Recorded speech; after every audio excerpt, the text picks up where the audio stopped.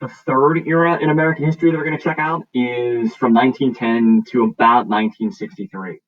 So this is a time period that we refer to as cooperative federalism. And you're beginning to sort of notice the trend. We start out with the emergence of a stronger national government. And then in the second period of American history, we react by swinging back and giving power to the states. And now we're back to more of an era that sees the national government becoming more assertive.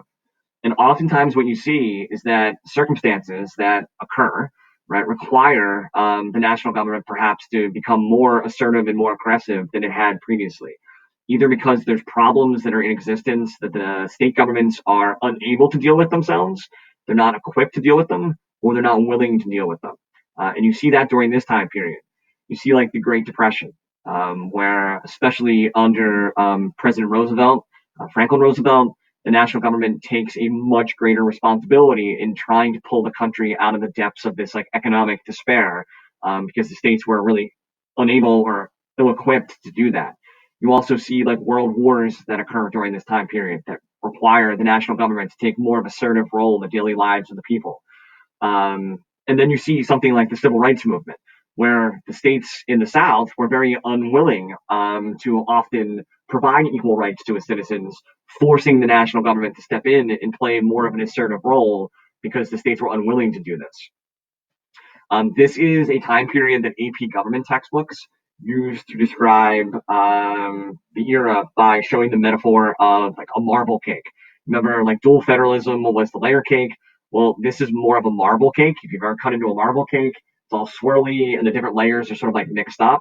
Because again, this represents the national government jumping in to things that maybe had previously been belonging to the states, and the national government sort of like pushing into what were state powers or state like realms or responsibilities, and the national government is becoming more assertive and mixing things up again. During this time period, you see the passing of two amendments that really increase the power of the national government or take power away from the states. So the 16th Amendment, which is passed in or ratified in 1913, allows the government to install like an income tax, allow the government to directly take income through a tax from citizens. Previously, they had collected revenue from like the state governments. This now allows the national government to directly tax the revenue of like citizens. So it's the first income tax. This will give the national government a tremendous amount of money that you'll see will be able to sort of like influence state reactions later on down the line. So this increases the economic power of the federal government. And then the 17th Amendment, which is ratified in the same year, 1913, actually is an example of an amendment that takes power away from the states. The 17th Amendment deals with the selection of United States senators. Up until the ratification of the 17th Amendment, the initial sort of guidelines of the Constitution allowed the state governments to appoint the senators from their state. So this gave the states a pretty decent amount of power.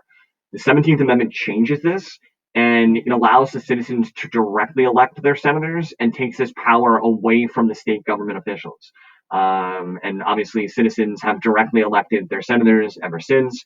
And again, this is an overall time period that sees power being taken away from the states and the national government becoming more assertive and aggressive again.